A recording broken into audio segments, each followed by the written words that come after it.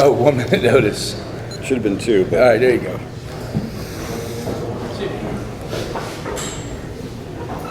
welcome, friends, welcome. My name is Tim, and I'm an alcoholic. Welcome to the Conscious Contact Speakers Group of Alcoholics Anonymous. I'd like to welcome you to our 1-hour speaker meeting that meets every Saturday evening at St. Paul's Lutheran Church, 301 North Main Street, 8:30 p.m. in Doylestown, PA. The purpose of our group is to provide a consistent message of hope and recovery through God reliance and service to others through the practice and teachings of the 12 steps. We record all speakers so that others may benefit from their message of recovery. If you wish not to be recorded, simply please ask. This is an open meeting of AA. The group would like to welcome everyone, especially newcomers. If there are anyone here tonight who's new or from out of town and would like to introduce themselves with their first name, please do so now. Sir. Hi, I'm Joe Nassau. Welcome, Joe. Glad you're here. Chris, welcome. Yes, ma'am. Karina, welcome. Yes, sir. Thank you, Jim. Welcome. Stacy, welcome. Yes, in the back. Cav, welcome, sir. Chris, very good. Welcome. Excellent. The Conscious Contact Speaker Group encourages sponsorship. Anyone who's willing to work, who has working knowledge of the 12 steps and is willing to sponsor, please raise your hand now. Excellent. If you're a newcomer and need a sponsor, those hands are your lifeline to recovery. Are there any announcements tonight for the good of AA? Okay. We have meeting lists and big books. They're available on easy terms. Please see me or anyone, a member of the home group, after this meeting. If you cannot afford a big book, they are available to you at no charge. Anyone willing to make donations for the purchase of said big books or CDs to help those who can't afford, there's a bucket in the back on that back table. Please feel free to drop your 20, your Benjamin, and you can. If you would like a CD of any speaker, past or present, please see me or Ron or any other member of the speakers group. They are available free of charge. I'd like to now invite Zach up front to read you the AA preamble.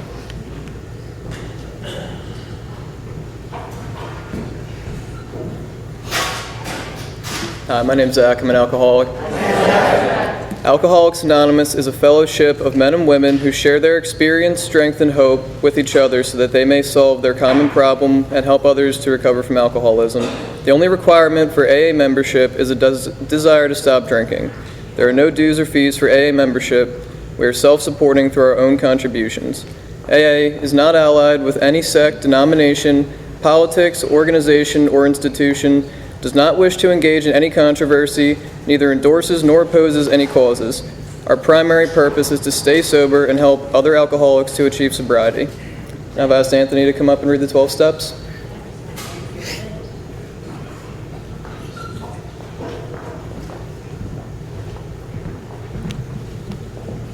Hi, how's it going? I'm Anthony. I'm an alcoholic. The AA 12 Steps of Recovery.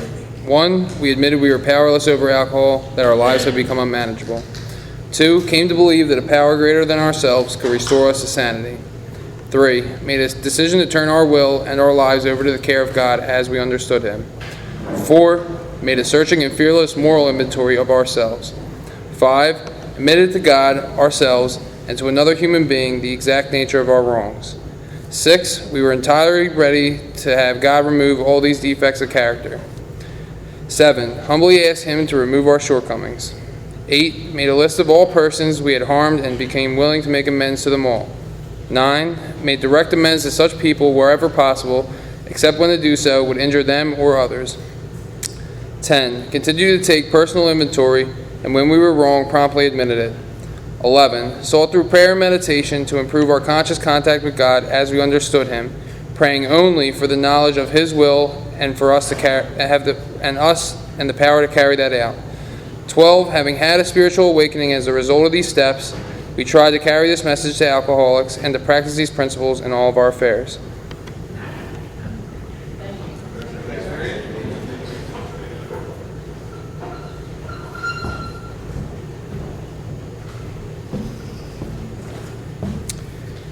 The 7th tradition states that every AA group ought to be self-supporting. declining outside contributions. At this time, I'd like to pass the baskets from each side in and back out. We have no dues or fees, but we do have expenses: the coffee, the creamers, the sausages, the dogs, the sliders. We could go on and on. We're doing quite a deal here for you guys.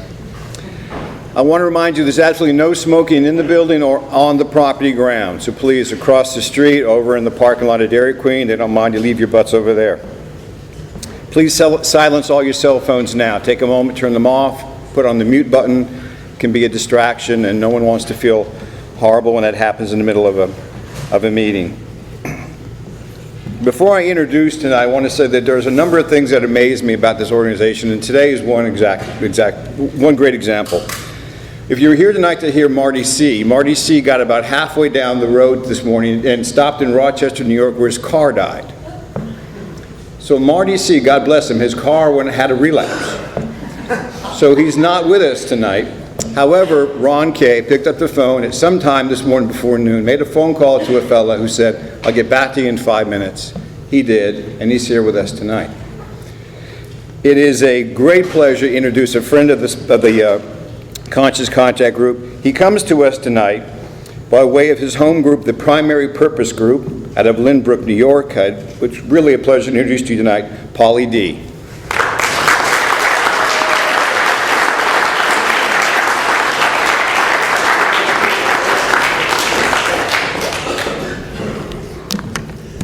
Hi family, my name is Pauly D. I'm a recovered alcoholic. By the grace of God and the program of Alcoholics Anonymous that I found in this book, I have not found it necessary to take a drink since September 1st of 2002. That's truly a miracle for a guy like me.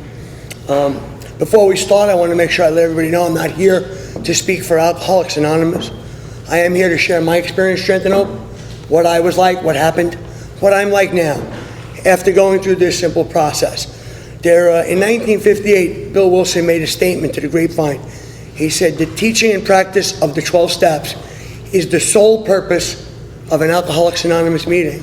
And I'm so privileged to be here at a group that stands with that, because that's not my experience with much of AA today. So it's a privilege to get to stand here with a group that stands for the traditions that we believe in. So my drunk log goes like this. I drank a lot, it didn't go well. It doesn't matter.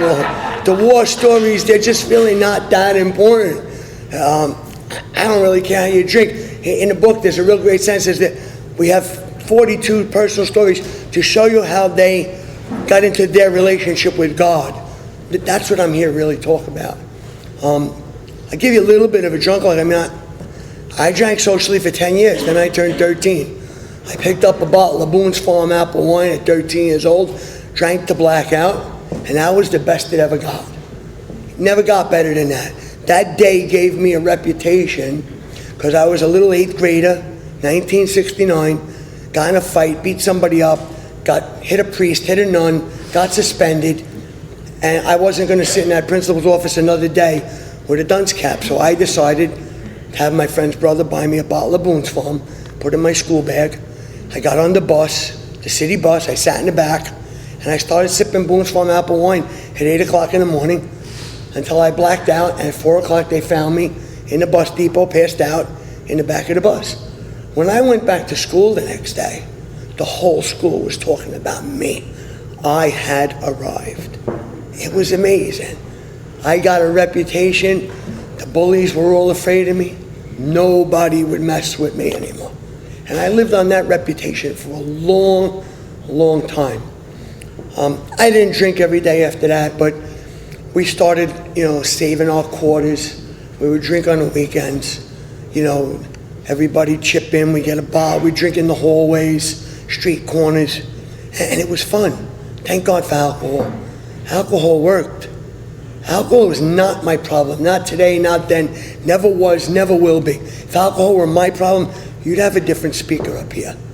My problem starts when I put the drink down. I have a problem without alcohol. When I'm not drinking, I get restless, irritable, discontent, prey to misery, depression, full of remorse, self-pity. And a drink sounds like a really good idea. And I pick it up and I go, and I can breathe again. Bill talks about it in his story. He said, I discovered liquor. Only alcoholics discover liquor. Regular people just have a drink. They have a drink. We discover liquor. He said he discovered liquor. Then he goes off to war and he says, I was lonely, and again turned to alcohol. So alcohol's not the problem. He's lonely. He turns to alcohol for a solution. Later in his story, he says, should I kill myself? He says, no, not now. A few tumblers of gin would fix that. Thank God for alcohol. If Bill didn't have it, we might not have AA. If I didn't have it, I know I wouldn't be alive today. See, alcohol treated my alcoholism for many years. I wish when I came here, they would have told me, nah, drinking doesn't treat alcoholism. Drinking treats alcoholism. So here I come into AA, and I hear them saying, just don't drink and go to meetings. Meeting makers make it. So I start making a lot of meetings. I do 400 meetings in 105 days, and I'm sitting around my home group contemplating how to commit suicide. Because I thought this doesn't work, because I haven't had a drink and I'm getting worse. And I shared at that meeting. I feel worse today than I ever felt, drinking or not drinking. I want to commit suicide. Guy grabbed me after the meeting. He said, Paul, you got a minute? And I sat with him, and he said, have you done the work? And I said, yeah, I got a coffee commitment. He said, no, but are you in the work? I said, I chaired the Tuesday night meeting. He said, Paul, have you done the work in our textbook? And I said, I didn't know we had a textbook, because no one told me. See, they told me those 12 steps were the directions to recover. That's a lie. Those 12 steps are 12 sentences out of a book with the directions to get sober. And I tried doing them off the shade. And what I got was an off-the-wall program. Because I believed I was in step 9. I think I had 3 or 5 days, because I said, God knows, I know, I don't have to tell nobody else. Let me give my sister back that money I took from her. And I'm in step 9. And the funny part of that is that I really believed that when I had 5 days. And I went to tons and tons of meetings, and thank God for the power in the fellowship. Kept me sober. There is power in the fellowship, but it's also very clear, no human power could relieve my alcoholism. GOD, group of drunks. GOD, gift of desperation. GOD, good orderly direction. They're all good to make a beginning. But later on in the book, it's very, very clear. It says, we said to our Maker, as we understood him, God, I offer myself to thee. I can't pray to a doorknob. Can't pray to a group of drunks. It's very clear. This is a 12-step spiritual program. We have nothing to offer but a relationship with God. I often hear people say, well, I just haven't gotten the spiritual side of the program. And if you're one of those people, please see me after the meeting. I want to know what's the other side of the program. Do we have one? I haven't been able to find it. So what happened was, that day, after he made that statement, I was curious, and I sat with him, and he said, do you understand step 1? Now, I had been going to a lot of meetings, so I said, of course I do. I can't drink, no matter what. And he said, if that was true, we'd have a 1-step program. Don't drink, no matter what. And I said, what are you talking about? He said, step 1 says you will drink, no matter what. It says you're powerless over alcohol. He says, do you understand the other part of step 1? That your life is unmanageable? And I said, of course. I keep getting arrested on weekends. If I'm not arrested, I'm either in jail or a hospital. If I win the fight, I'm in jail. If I lose the fight, I'm in a hospital. I get it. I can't pay my bills. He said, Paul, that's not unmanageability. That's just stupidity. I didn't like that a lot.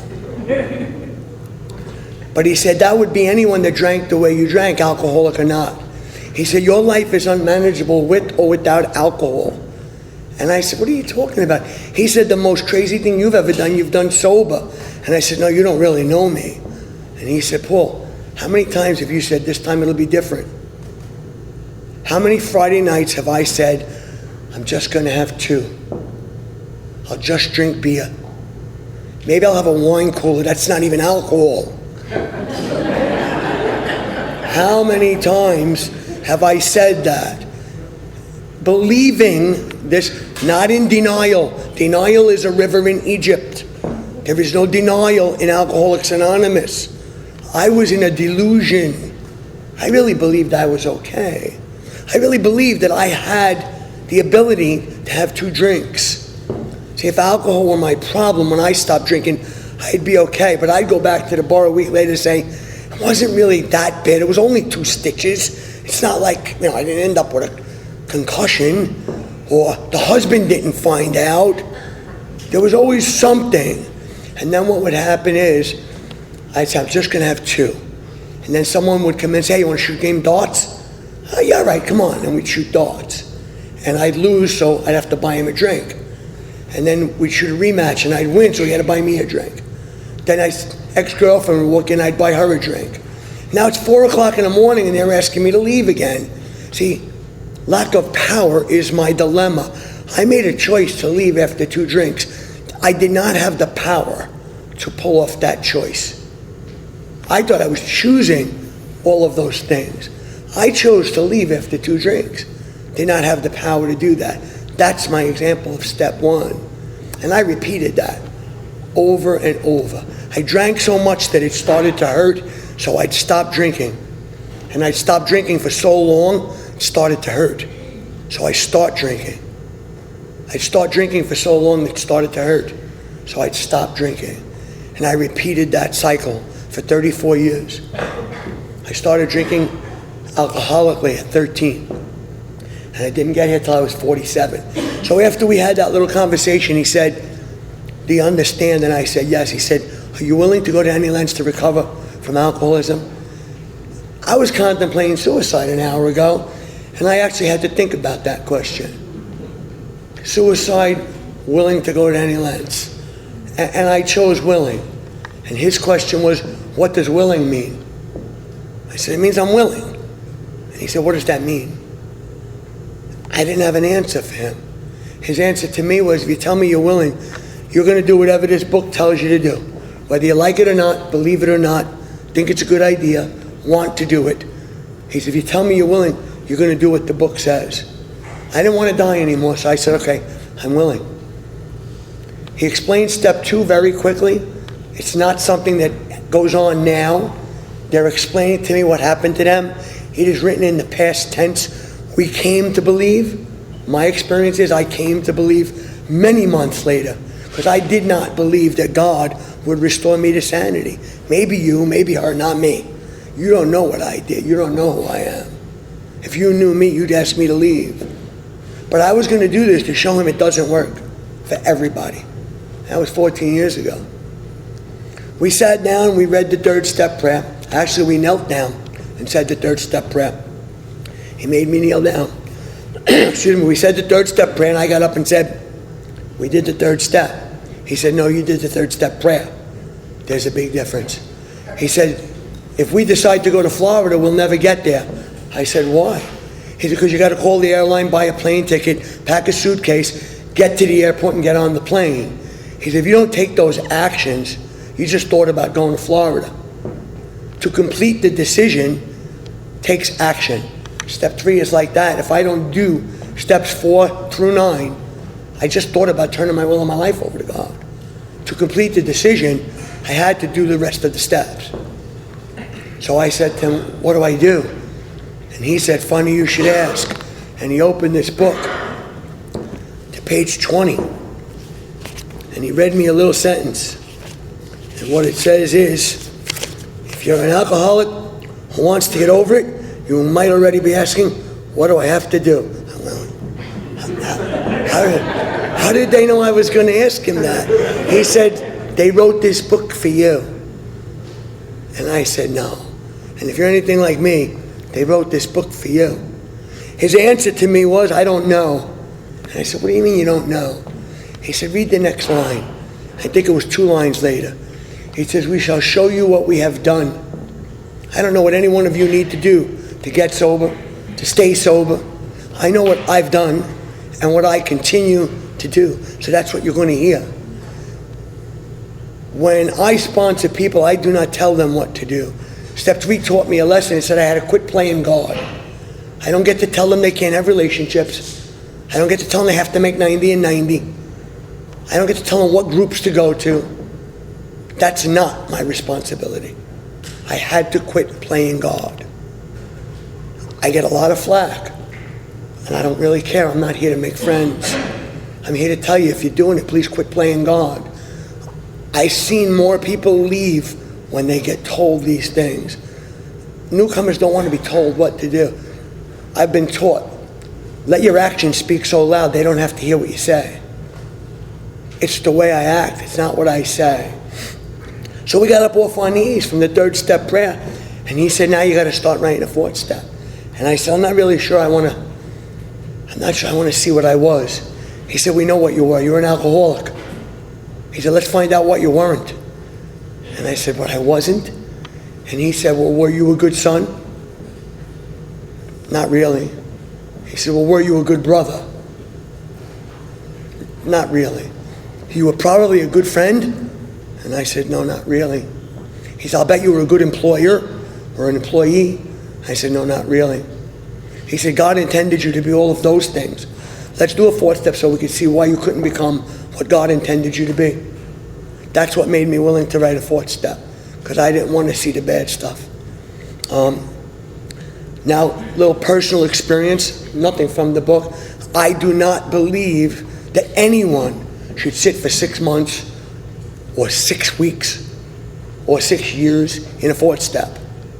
I believe a fourth step needs to be done as quickly as possible.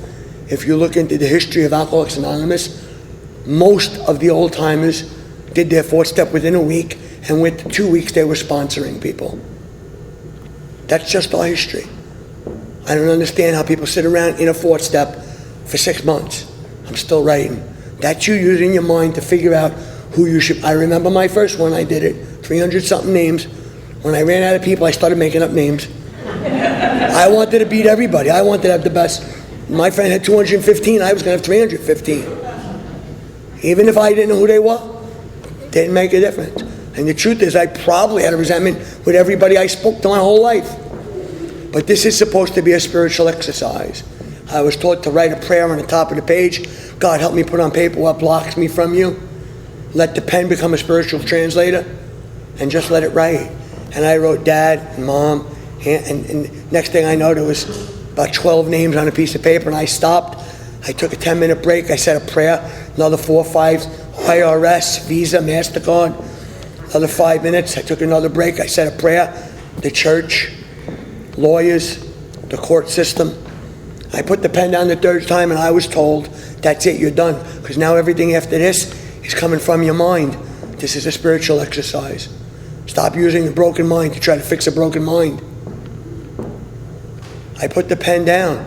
The book says God will constantly disclose more to you and to us.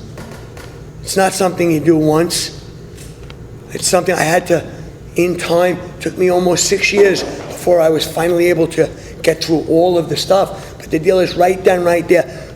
My experience is, get through a fourth step, run it all the way through to 9, start making amends, live in 10, 11, 12. Next month, 6 months, do it again. It's a way of life. The steps aren't something you do. If you think you've done the steps, you're terribly mistaken. The steps cannot be done. They are a way of life. Our way of living has its advantages for all. Doesn't say our way of not drinking.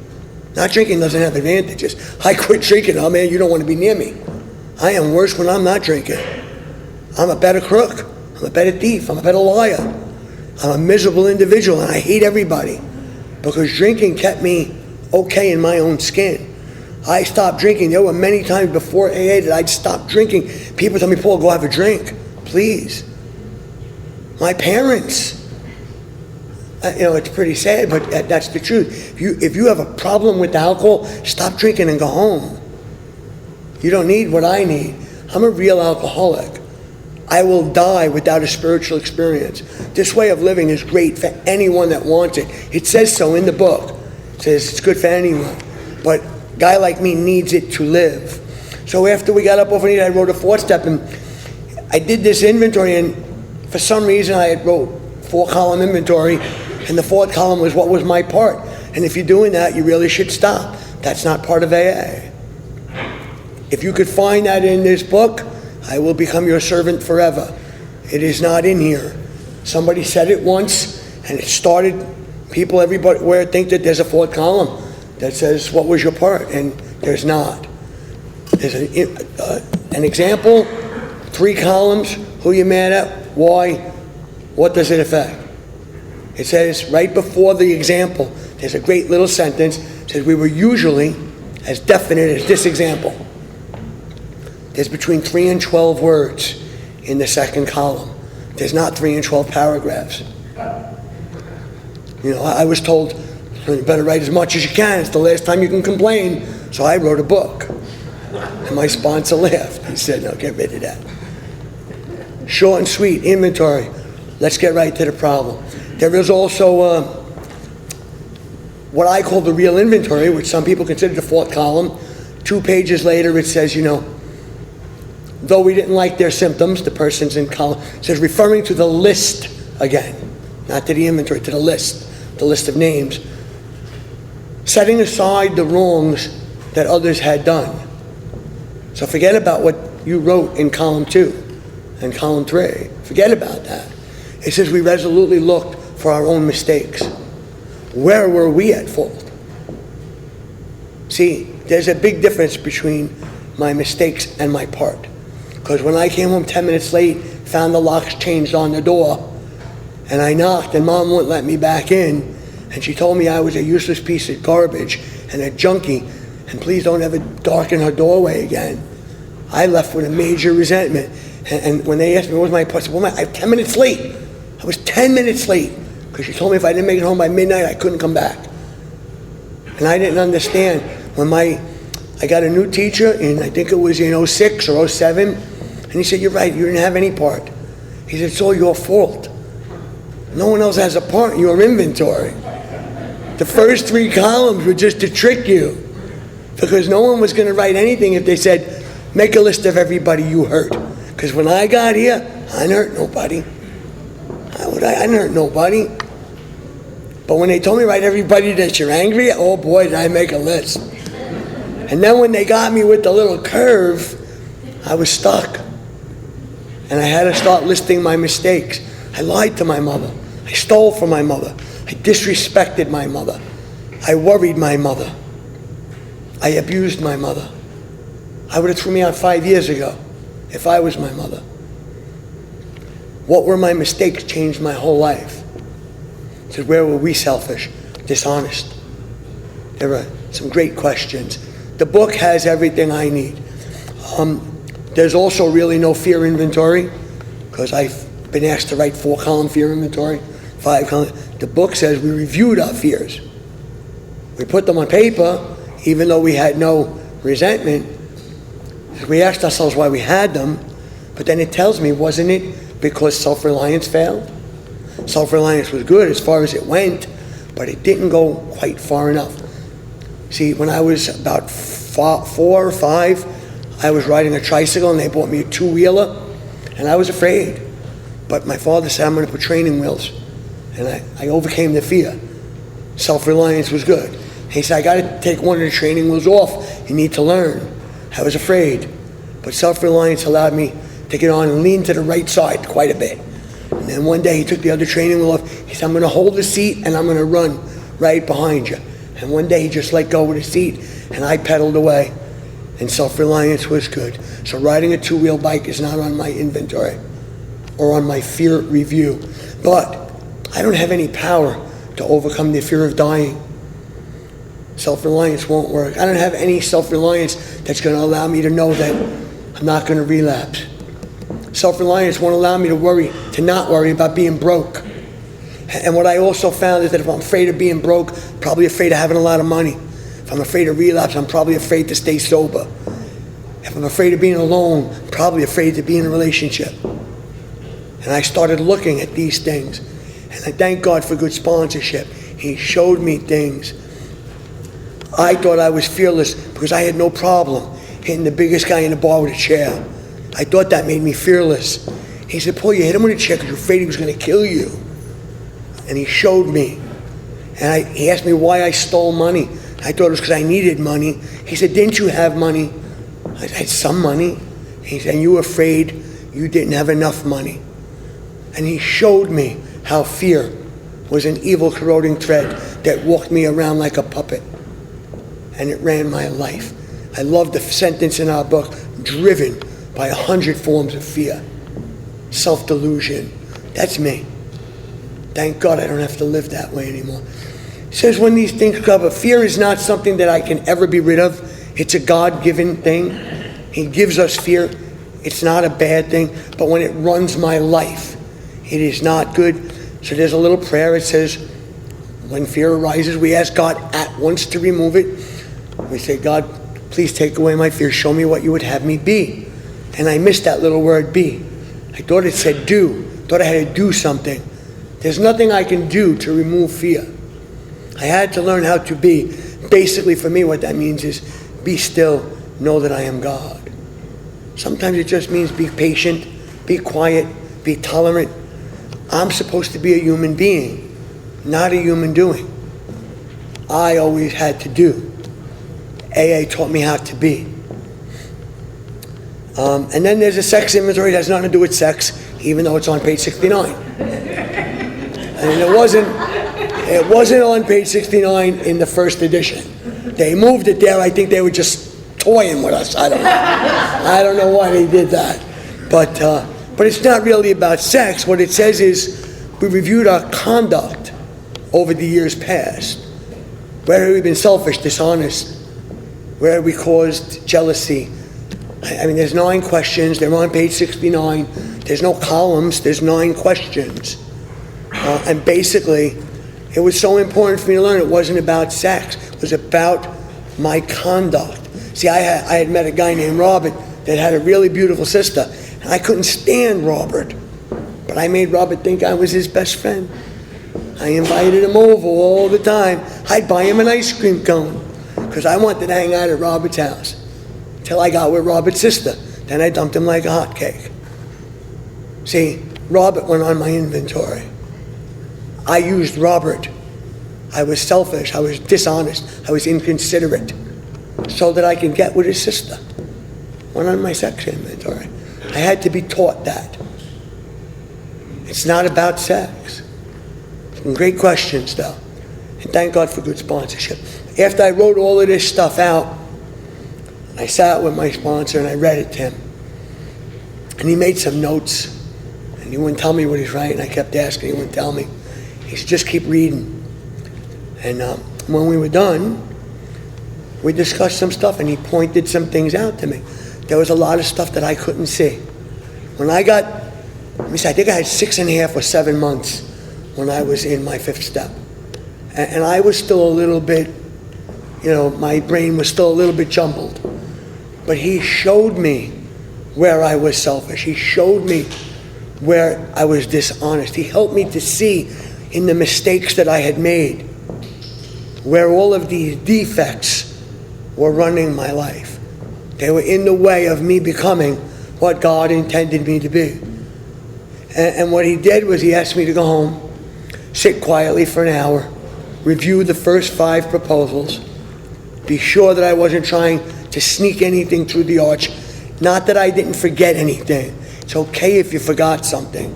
It's about not trying to sneak something through. And I did try to sneak stuff through. The first 2 or 3 inventories I did. There was some personal stuff, and there's no need for me to share it from here. But I was embarrassed. But this time I decided to tell him everything, and I did. And what happened was, in that hour I sat quiet. I love what our book says. I'm a big fan of this book. On page 76, right after the 5th step promises, it says, if we can answer to our satisfaction, then we look at step 6. Who's our I'm sitting alone. It's me and God. It is time right here, right now, because the step 5 promises say, you might have had some spiritual stuff, but now is the beginning of your spiritual experience. It's time to start relying on God, stop relying on my sponsor. This has become such a sponsor-reliant program that it scares me. When I see people with double-digit years standing in front of a podium saying I don't do nothing without checking with my sponsor, I get very sick. That's a horrible thing to say. Why aren't you checking with God? Why are you checking with your sponsor? Who's your sponsor? I mean, Buddha? I don't know, somebody good? Because that's just another human being. I'm not saying sponsors aren't good. The book says to seek counsel, but our final reliance must always be on God. We're supposed to be a God-reliant program. And that's where it starts, right after step 5. It says, can he now take them all? All these things we have admitted are objectionable. So have we admitted that or do we still think we can get some use out of being dishonest? Because if I think I can still use that stuff, I am not going to be willing to let it go. So I had to start to come to an understanding. I don't like this stuff. I don't want to be that person anymore. Step 6, God needs me. God doesn't do genie, magic wand. God make me honest, and he taps a wand. It doesn't happen. God will do for me what I cannot do for myself. See, this book is about practices and disciplines. In step 6, I need to start practicing to the best of my ability, the opposite of my defect. I had to look everything up. I'm dishonest, I need to practice being honest. I am selfish, I need to practice doing some selfless acts. I am in fear, I need to practice having faith. And I started doing these things. And what happened was, when God saw me doing what he needed me to do, God did what God needed to do. 7, I need God. There's an amazing prayer. It goes something like this: my Creator, I am now willing that you have all of me, the good and the bad.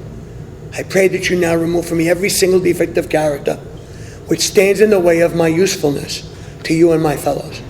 Grant me strength as I go out from here to do your bidding. It doesn't say take every defect. It says take the ones that stand in the way. See, I have experienced God turning bad to good. And I always share this. I had a huge problem with lust in my early inventories. It was a horrible defect. And what happened was I was really trying to work this program, but I was still fairly new, and I saw a flyer at a meeting with a picture of a girl on it. So I grabbed that flyer, and I said, I gotta check this meeting out. And I went to that meeting, and there was a cute girl sitting at the front of the room, and I saw her watching me while I was reciting my stuff from the big book. She knew I knew this deal, and let me get her number. So I walked over to her, and we talked, and I said, I think I'm going to wait till next week. I come back the next week, I'm going to ask her for her number. She says, excuse me, can I talk to you? She says, do you think you could take me through the book? Because I had enough sense to know I couldn't sponsor her and date her. All right? So AA had become the most important thing in my life. So I started sponsoring her. She started to change. And as she changed, her sister noticed her changing and wanted to have another experience with the book and asked, would your sponsor take me through the book? And she said, I don't know, call him. So her sister called me, and I made an appointment. We met, and I agreed to take her sister through the book with no expectation. I didn't want to date her. I didn't want to go out. I didn't want nothing. I'm just going to do what I'm supposed to do. And what happened was I ended up falling in love with that woman. We got engaged, and today we're married, and we carry this message. That was God's plan. He used my lust to move me to that meeting, to that girl, to this woman. But only God can do that. See, I have to give him everything, good and bad. Just because I think it's good doesn't mean it is. Just because I think it's bad doesn't mean it is. My life is none of my business. I made that agreement in step 3. And if I'm going to try and live up to my agreement, my experience is God runs my life much better than I do. So that took me through, it asked me to go out and do his bidding, which of course would be to continue on this path. We always read, rarely have we seen a person fail who has thoroughly followed our path. Well, fail at what? And what path? Fail at God consciousness. And the path is the 12 steps. So I'm following this path, which means I got to do 8 and 9. Which says we had a list. We made it when we took inventory. My sponsor helped me to get names from my 4th step, but we had to make another little list. We call it harms other than. There were people I harmed who weren't on my inventories. The kid next door, I climbed over the fence and stole his bicycle, I believe 3 times. I had no resentment against the kid. He wasn't on my sex inventory, but I owed that kid an amends. Guy Tony had a candy store around the corner. I would rob him every chance I got, but I loved Tony. He was a great guy. No resentment. I owed Tony an amends. So I put these names on a list, harms other than. I made that list. That's the first part of the 8th step. Now I had to become willing to make amends to them all. My freedom came when I became willing to make amends, not when I made amends. Once I heard a guy, one of my heroes, Don P., talking about being in a jail cell. And he asked his sponsor, how am I ever going to make amends? He was in for life. And his sponsor told him, sit there with an empty chair, make believe the person's there, and do it to the best of your ability. And what Don said later on that CD was, after doing that imaginary amends to all those people, he says, in that 6-foot by 8-foot cell, I was freer than I had ever been in my life, and I get that. Because when I became willing to make amends to them all, I was freer than I had ever been in my life. And that took me almost 6 years. I was not willing to make amends to my father. I prayed constantly. And until my wife came into my life, because she was family oriented, I was not. And there's so many little God moments. She agreed to marry me on June 14th, and I said, that's weird, today's my father's birthday. She said, it's my father's birthday. And I started putting my father back in my life. And today I was there with him celebrating his 90th birthday. That's a gift I got from AA. But what happened was I started to go out. I became willing to make amends, and I started going out and making these amends. Now, what is an amends? The book says, I'm sorry just won't fill the bill. We don't do apologies in AA. I was confused with the word amend. I mistook it for the word mend. I thought amend meant to repair. It does not. To repair is to mend. To amend is to change. If I have not changed, I have no right going to make an amends. If I am still the same person I was when I came to Alcoholics Anonymous, I'm just making an apology. I need to be a changed person before I can make an amends. That's why it's at step 9. Because if I've done the first 8 steps, there is no doubt in my mind that I have changed. Doesn't matter if I did them right, wrong. There is no right and wrong in Alcoholics Anonymous. Either you're doing this or you're not doing this. That's all there is. So I started going out and making these amends, and most of them went well. But I had to learn exactly what that meant. See, I thought I knew what I should do, and I had an experience where I was taught. And what he told me was, you don't know the harm you caused. You need to go and tell them the harm you did cause and ask, is there any other harm that I may have caused, and what can I do to make that right? And when I went to this woman and I said, I did steal that $100 that you accused me of many years ago. I'd like to make that right. Is there any other harm I caused, and can I do something to make it right? And her answer to me was, I think you owe my daughter an amends, because that $100 was for her birthday gift. She didn't get a gift that year because of you. So now I owed the daughter an amends. And truthfully, that was a gift for me, because I got to go back every year till that little girl turned 18, which was about 3 or 4 years, and I brought her a gift every year on her birthday. Not saying here's an amends, just I got to be kind and loving. See, because where there is no love, my job is to bring love. And where there is love, my job is just to bring a little more.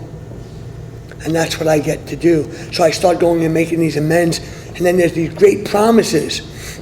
And I love those promises. And you'll know, if you ever look at those promises, anyone that's ever listened to Joe and Charlie is going to know what I'm about to say, but if you put when I drink in front of those promises, they all come true. It says, well, let me see. When I drink, I'm going to know a new freedom and a new happiness. When I drink, I will not regret the past, nor wish to shut the door on it. When I drink, I will comprehend the word serenity, and I will know peace. See, alcohol worked. Now I stopped drinking. I need something. I like the effect produced by God. That's why I'm here. I used to like the effect produced by alcohol, but it was killing me. The book says we had to find the power by which we could live. So I start making these amends. These promises are coming true in my life. And the last sentence says, they will always materialize if we work for them. They're not a gift. Sobriety is not a gift. If you think it is, you're sadly mistaken. God would not give me the gift of sobriety and not give it to the rest of his children. Page 14 is very clear. It says simple, not easy. A price must be paid. So if I have to pay a price, it's not a gift. Then it tells me the price. It says it meant the destruction of self-centeredness. I must turn in all things to the Father of light who presides over us all. In other words, not just my alcohol. My life is none of my business. Everything goes to God. And what he wants me to have, he'll give to me. And my experience is when I learn to live that way, the freedom is unexplainable. See, I am not someone who quit drinking. I am free. This is not about quitting drinking, because when I quit drinking, I always start drinking again. This time, the problem has been removed, which is the next step. Step 10 says, this thought brings us to step 10, that we had to work for the promises. What it says is we should continue to watch. I don't know why people think they got to write something every night for step 10. It doesn't say that anywhere in my book. What it does say is we continue to watch for selfishness, dishonesty, resentment, fear. When these crop up, we ask God at once. So when do I do step 10? At once. It's about right now. See, I go in the store and hand someone a $10 bill. They give me change of a 20. I can put it in my pocket and write about it tonight, but I'm not going to get better like that. I can say, excuse me, I think you gave me too much money, and give them back their $10.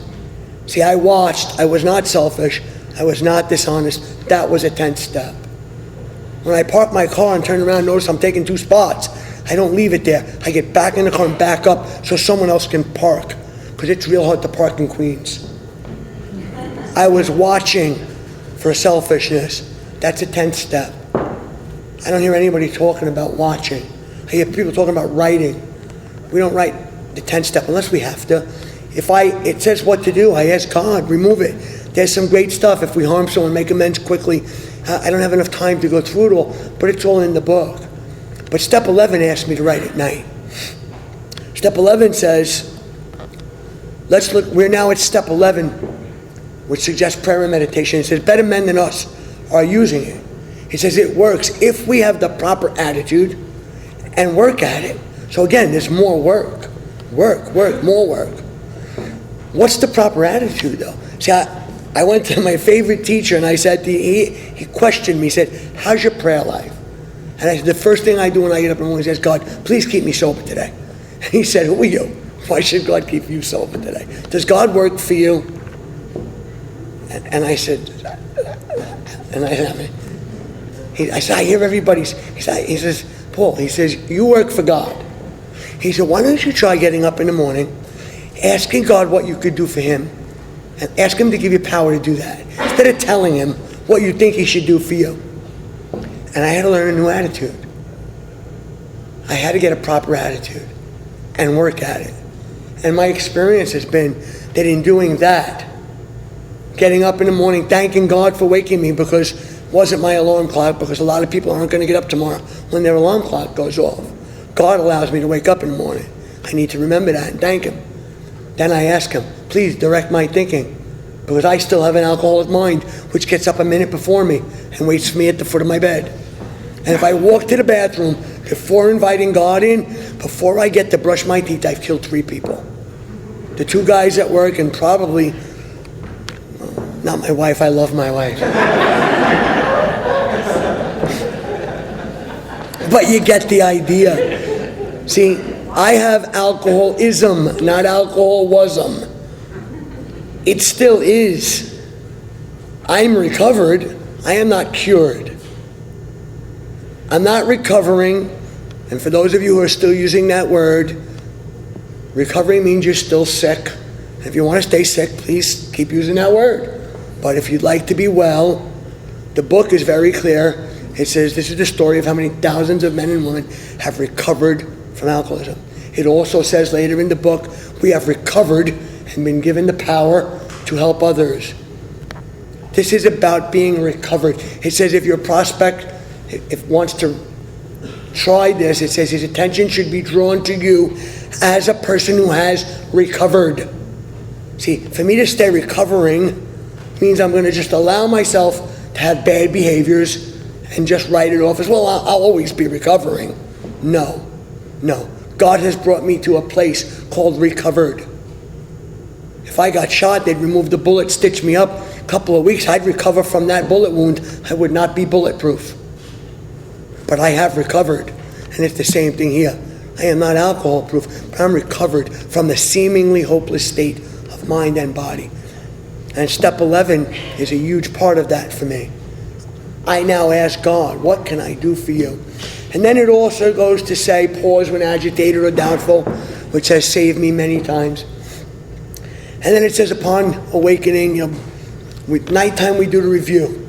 The review has 10 questions. Step 11 says, when we retire at night, we constructively review our day.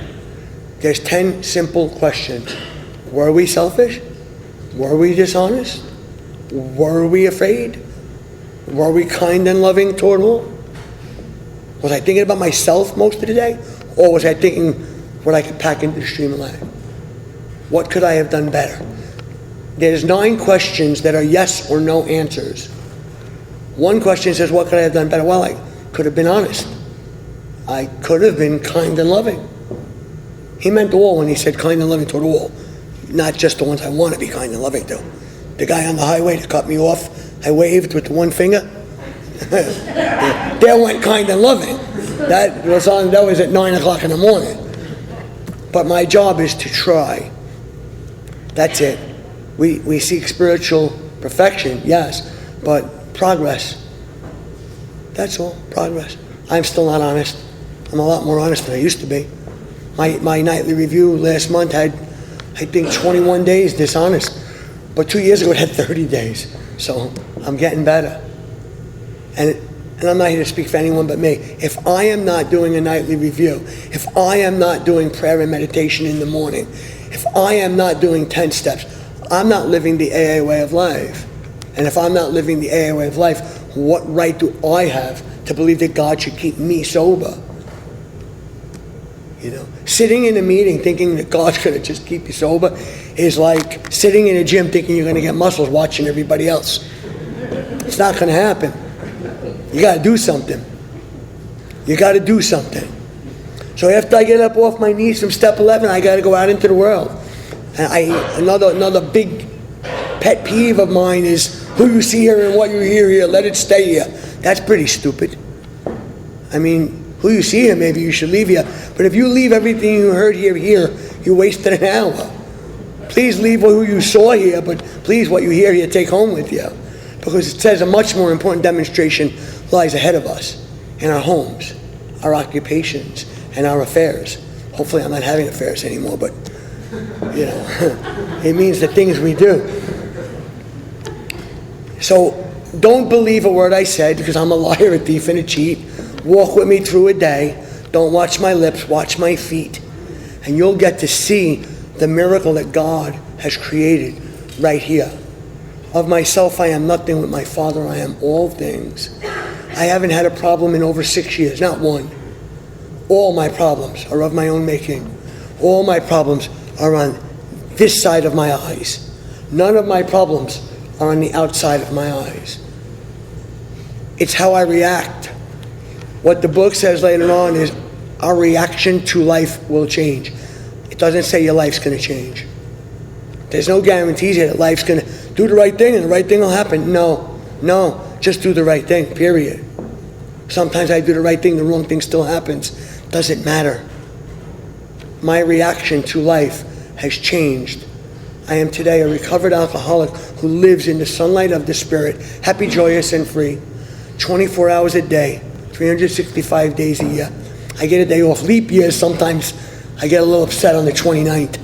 But any other time, and people don't believe me when I say that, And you don't have to believe me. You can ask my wife, or you can come walk with me. And you can see that when I go home and find 3 inches of water in my basement, I say, okay, don't worry, no big deal. What are we gonna do? Or when I go outside and somebody wrecked my car, somebody said, what happened? I said, God thinks I need a new car. See, my perception, my reaction to life has changed. Thank you for letting me stand up here and share my experience with you.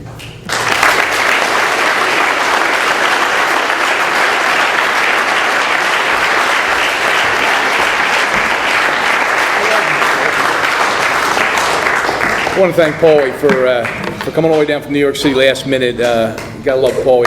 Thank you very much, Pauly.